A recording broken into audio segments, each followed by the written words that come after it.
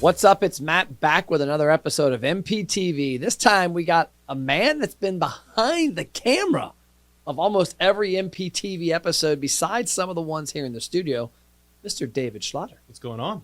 Living the dream, brother.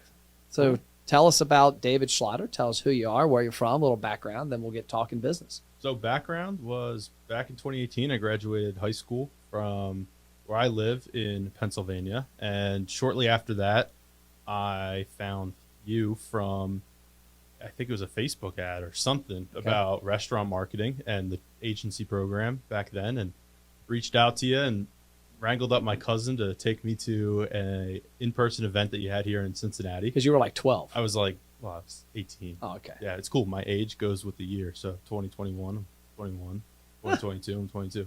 That's pretty cool. So it keeps it easy.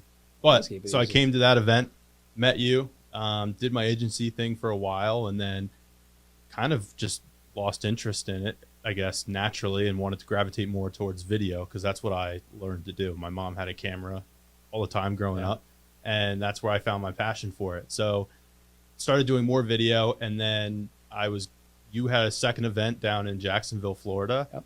I wasn't going to go, but you reached out and you're like, hey, I need someone to film it. So that's what I did. I came out, and I guess from there it's history. Yeah, that was, we had talked about you coming on board as being the videographer, the behind the scenes, what Max has become now, and helping me tell my story a little differently. And that didn't happen completely because we got so busy with other stuff. COVID hit, and we launched MPTV, and this is coming up on 2 full years of the podcast. I think this will be episode 97. 97, episode 97. That's pretty fun. So we're 52 weeks, 104. So we're 7 weeks away from 2 years. 2 years. And the reason I wanted to have you on the podcast because, probably my biggest frustration in business is that a lot of people I deal with and when we have to deal with are the business owners who are 55, 65, 75, typically not social media inclined and not understanding that today's attention is different than it was 20 years ago. 2 years ago. Yeah, 2 years ago. I mean, I've got this binder in front of me from Grant Cardone's. We need to put a little snippet of it, but from his event last week where he chronicles, he's 63, I think is what he is now. And he said when he started this, he was in his 50s, early 50s. So 2010 to 2021, his Google trend has went through the roof. He was nobody back then. He was not nobody. He was a well-known name in the car training sales business. And now his Google trend is through the roof. Well, guess what followed his Google trend? His revenue. Yep. And for me, you and I had this conversation this morning in the car. I said, one of the negatives we've got with our business is that we're attracting, maybe it's because of our pricing, maybe it's because of we take on too many clients that might not fit the mold, but we're attracting people that are small-minded from a business standpoint in that they're worried about somebody walking through the restaurant door tomorrow versus worried about 10,000 people walking through a year. And this device has revolutionized. I mean, you've known it since you've been alive, but I remember back when I was in radio sales in 99, the cell phone really didn't exist much. It was a Nokia. I was worried about my minutes. Like that was crazy back then, but the smartphone has revolutionized it, and it's made it possible for podcasts like this to happen on phones, to happen on fancy cameras like Max has, to happen on cameras like we have in the studio here. Yeah, it's not even just filming it. Like that's come a long way, but consuming it too. Yeah. I mean, just a couple of years ago, you had to go on your laptop or your desktop that's sitting at your desk, go and watch the content. Now you're sitting at a stoplight, you use the story all the time. Yeah. You pull out your phone to watch TikToks or to scroll through Instagram. I mean, when I started driving, I didn't even do that. And now I'm turning 22 in a month tomorrow. Tomorrow? A month tomorrow. Oh, I'm like, okay. Well, tomorrow's my dad's birthday. We're a month apart. Okay. But I mean, now just consuming it, it's so easy. And content's getting shorter because the attention span's shorter. Yep. So you got to pack as much as you can into 30 seconds for people to watch the whole thing. Because as soon as that light turns green, or a few seconds after, they're going and they put their phone down, they forget about it. So you got to just attention. And attention has changed. The one thing I love about Grant Cardone and why I'm trying to emulate a lot of what he's done is because he's consistently used attention in an organic manner. He's consistently adapted, and that's why his company didn't stay at 3.3 million in 2010. It's not grown to maybe 10 or 15 million like a lot of companies. It's grown to 105 million. And when I look at the opportunities, yesterday we're sitting in the conference room having a conversation with a casino client of ours, and we're talking about what we want to do differently this year, which is create content like this for them, a podcast for the casino, audio and video, to chop it up into thousands of shorts, to do behind the scenes, be at their firefighters golf outing, and tell a different story, because marketing what I grew up with, it was digested in different places, and I was expecting when I'm watching TV a really badass Doritos commercial to be crisp and perfect. Mm-hmm. Now it's fat kid with Dorito stuff all over his face that makes me want Doritos on TikTok. That's an accident. Yeah. And I think about businesses haven't adapted. You look at it, 99. I guarantee if we were to literally sit there today and just let's consume marketing everywhere. Every piece of marketing that attempts to get our attention is going to be so what I'm looking for, it's going to be predetermined. It's produced, it's overproduced, it's a sales message. Way too expensive too. Yeah. I mean, just going into restaurants and working with restaurants in the past before coming on board with you, knowing what I was able to charge to go in with a camera and take pictures is ridiculous. Yeah. And now, I mean, $3,000, $4,000, $5,000 for 10 pictures. For 10 pictures that you can use once, and then the chef a week later says, "Hey, I want to change this up." We're not doing rosemary on that anymore. Yeah, then you can't use it anymore. Then it's not accurate. But you have your phone with you, and you can take those pictures. You can throw them into Instagram and put a filter on it, and it looks pretty dang close to what it would have looked like if me, a professional photographer, came out and took it. Yeah. It's the same thing.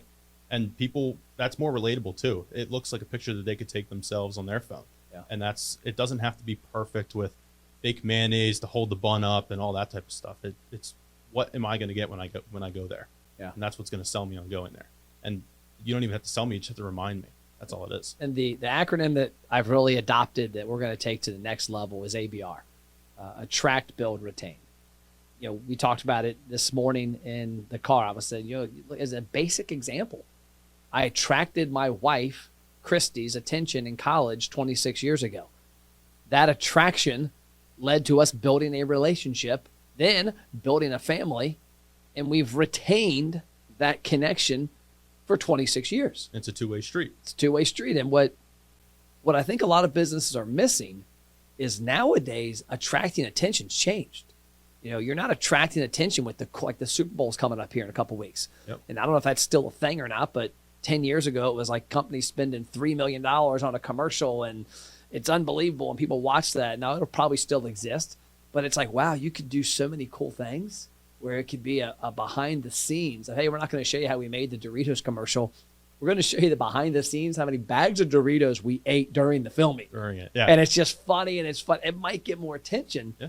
But what I'm finding is when I look at that ABR acronym, I literally want to get giant letters built for in here, like Grant had at 10X. Yeah. Because to me, that's what we've got to grab onto is how do we help small businesses, what I call the little guy, the little lady. How do we help them attract attention? How do we help them build a relationship and a database off that attention? Following, how do we help them retain people? They're all failing because they're using attraction methods from 20 years ago. And so many of them. I mean, how many podcasts do you know that local businesses, that's what we're trying to launch here. We've got 5 right now. I think we'll launch in February that are local business in Northern Kentucky. I want to find a restaurant. Yeah. I mean, restaurant owners, have a podcast. None. None. I mean, the only people in that industry that I've ever seen out of a podcast are breweries where they try different, and they're not even the owners. They're just people that are really interested in like craft beer or one specific item. Beer drinkers from the place, yeah. Exactly. So they have a podcast there. Why wouldn't you bring that in-house and invite those people onto your podcast and host that and be the voice behind it? Yeah. Oh, I texted a guy yesterday that I think would be cool with it, JF from Taste of Belgium. I don't know if he'll take me up on it. I said, dude, I got an idea I got to run by you because in my mind, I'm trying to figure out who are a couple businesses locally because it's also what we want to do with it isn't cheap. Yeah. And I'll say, money follows attention. If something's cheap, it probably isn't going to have much of a following. I want to take a restaurant and chronicle that behind the scenes of going from 2 to 4 locations and how the food's made, how the customers are treated, how the business makes different changes. People love that type of content because they're watching it on their phone now. I mean, I watch more content on my laptop and phone now than I do the 100 and whatever it is 70-inch TV we have at our house. Yeah. I think too, I mean, even with America's Best Restaurants and what we're doing, filming those episodes, is it gives those owners a little bit of a taste of what it's like to not have a full scale production crew in your restaurant. I mean, when we go out to a shoot, it's a host and a videographer. Yeah. And the videographers are 9 times out of 10 people that I've trained. They're not good job, by the way. Thank you. They're not people that went to college for video. They're people that picked up a camera and learned it, and they get better every time. But it gives that taste of a little bit of a more laid back feel while they're in the kitchen. I mean, we're filming back there, and once those episodes come together, it's a little bit of everything, and it's all things that restaurant owner can then take and replicate on their own with their phone. Yeah. So, I mean, it's so much easier. And then the whole side of it too is now people are doing video, but how can you maximize that and chop it up like you were saying? That there's no one out there doing that. Yeah, there's nobody doing it. There's not enough credibility given by small entrepreneurs. And I think I used the term earlier, small-minded. I didn't really mean that in a negative way. It's just they're thinking, and it's the intuition, I guess, to some extent. They're thinking about tomorrow. Yep. How am I going to pay the bills tomorrow? And I think the same thing. Trust me, we've got the mortgage on this building comes due in what is today? Today's the 27th comes due in 4 days. So, I mean, I got to make sure there's money there. There's payroll just came out today or tomorrow. I mean, you've got bills. But then you also have to be doing things, thinking about how am I going to take my chart up? Yeah. You know, how is Matt Plapp going to get more attention? Because our audience are restaurant owners, small business owners. How are we going to get their attention to understand the value of things like this? And then if you're a restaurant owner, you got to go, okay, how do I get that person that's at the stoplight? How am I the cause of them being honked at? Yeah. In a good way, that they're on TikTok, they're on Snapchat, Instagram, you know. Rising Star, when they were in here yesterday, and we were talking about doing that. She's like, hey, you told us 6 months ago we shouldn't be worried about TikTok or Snapchat. And I said, yeah, with your current content, I would still tell you shouldn't be. Yep. Because what you would be putting on there isn't what people want to consume. What I'm suggesting you put on there is we do a podcast like this, and we do some behind-the-scenes content, and we create some organic video that makes people want to watch. Yeah. And then it takes them down a path, because the goal's not that TikTok or that Snapchat or that reel. It's from them going there to the next step, which is all of a sudden every week they're listening to the Rising Star podcast, walking into the casino more often, because it's just, to me, it's amazing, because it's not rocket science. Yep. That if Matt Plapp consumes a particular brand's content on a very consistent basis, 52 weeks a year, he's going to spend more money. Okay, break time. Restaurant owners, you're watching MPTV, so you're obviously interested in increasing your sales and profits. But what if I told you you could eliminate the hope and pray out of your marketing? You could spend money and actually see results. You know, most marketing starts with attention, like a billboard. The problem is that attention leads nowhere. That's why we created the ROI Engine Restaurant Program.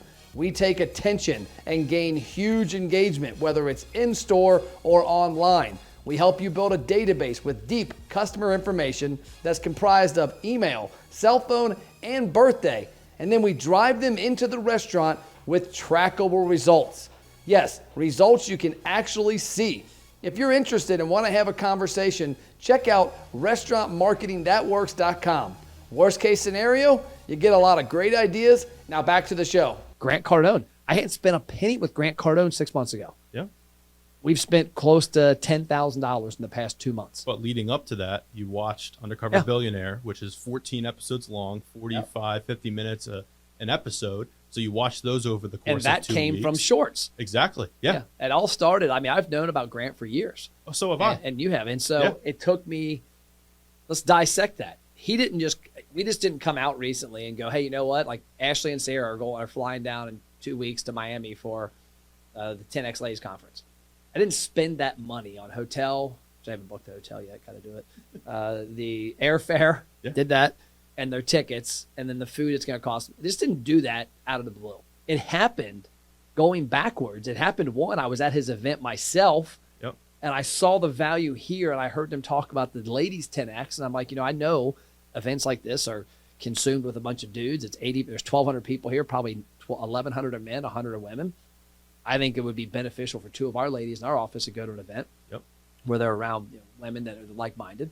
So I bought the ticket, but it was everything that led up to it. And all of it started with short videos on Instagram and on TikTok and on Snapchat and even LinkedIn that caught my attention, that I was like, it wasn't a 5-minute, it was a 30-second. It was like, well, that makes sense. Yep. And then the algorithm knows that when Matt Plapp, when Facebook has my attention for 20 seconds on a very specific, like I've more of an interest in real estate the last couple of years.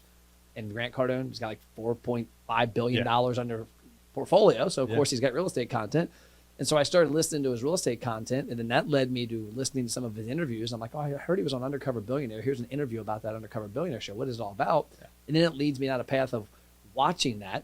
I bought 3 of his books now. I've went to one event.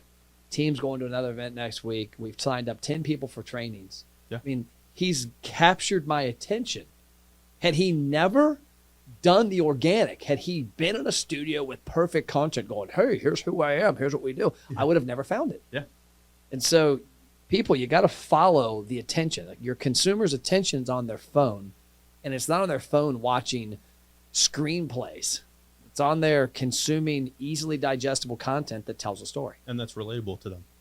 And to back up what you were just saying too, is I logged into your YouTube channel the other day just to look at analytics, because Max and I have been posting the short videos that we've been creating on there. And you go to your homepage on YouTube, and it's all Grant Cardone. Every other video. Oh, mine personal? Yeah, of Grant Cardone. Oh, so you can see what I watch? Well, because I logged into your account. I better watch the right stuff, huh?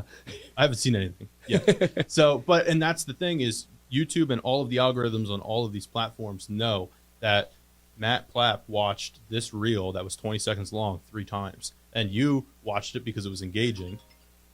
And now it's like, okay, we'll show him more content like this. And it may not be just Grant Cardone, but it's going to be other content that is similar to Grant Cardone's content. And it's like a rabbit hole. You just go down. And then now you move on from watching these 20-second videos, and now you're watching YouTube videos. And Grant Cardone doesn't have, he has shorter videos, but a lot of his content is 50 minutes long. Oh, I watched a 2-hour one. Yeah. I was in my hot tub for 2 hours one night. Yeah. Because I took my phone out there, and I'm like, you know what? I've actually been pretty good. You'd be proud of me on this, because you know that sometimes we all go down rabbit holes of what's out there. Mm-hmm. I've not been to a news site besides ESPN since Christmas. Anything. That's awesome. I've not watched the news. I've not watched TV. I've watched a couple Netflix things, but I've been consuming a lot of content from guys like Grant Cardone. And I went out there because there was one that caught my attention, and it ended up being an hour, like 48-minute interview about Undercover Billionaire. I didn't know it when I started it. I was in the hot tub for like 2 hours, bro. Yeah. Like, I'm in a hot tub. Like, I love the hot tub, but at some point you got to get out. I'm sure it's not great for you being there that long. Yeah. I'm in there for almost 2 hours. But watching part of that video was probably the initial short version that you watched on a different platform. Oh, it was. It was an interview, because I saw it and I'm like, that was impactful. Like, I want to know what led to that comment. Yeah. And I went and I found the YouTube video, and then boom, went down the path. Yeah.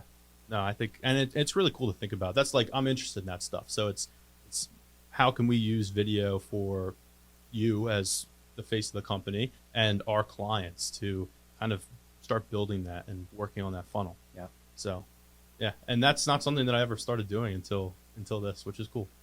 Restaurant owners, did you know Matt has free online marketing courses that teach you how to successfully market your restaurant?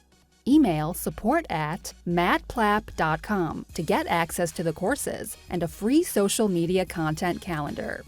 Well, awesome. So last question, because we've dug in some pretty cool stuff there. That's why I like talking to you, because I didn't have to really ask a lot of questions. We're on the same wavelength with stuff. The last question is always airplane mode. Like, what does David Schlotter do? I mean, I know you got somebody like me that's constantly sending you crap all the time. Like, hey, do this, try this, do this. Yeah. Well, you test me sometimes. I do test you sometimes. What do you do to put it on airplane mode? Airplane mode typically for me is actually getting on an airplane, I think, because I travel with you every couple of weeks, and it's not, I'm 9 hours apart. I've offered to drive a few times, save some money, but you're like, crazy. Well, you don't want to drive. So, but for me, seriously, is getting on an airplane and not buying the Wi-Fi and putting my earbuds in and just kind of zoning out and thinking about things. I've been writing a little bit in my notebook, and just kind of thoughts and ideas that I have that may not be valuable right now, but that I can refer back to. And just little things like that. I've been trying to read a little bit more. You've been giving some book suggestions that I have been ordering and reading. Cool. But you read a little faster than I do, so I got to pace myself. There we go. Yeah. Well, cool. I appreciate you being on the podcast, brother. Thanks for having me. And if you take anything from this, take this. money follows attention. If you're listening to it, I'm holding up a page from Grant Cardone's boot camp showing his Google trend compared to his income. And it's not crazy that it goes the same way. As attention goes up, income goes up because more people are paying attention to you. So money follows attention. What are you doing for your business to get enough attention to get the revenue and the money that you want? That's all we got. We'll see you next episode of MPTV. See ya.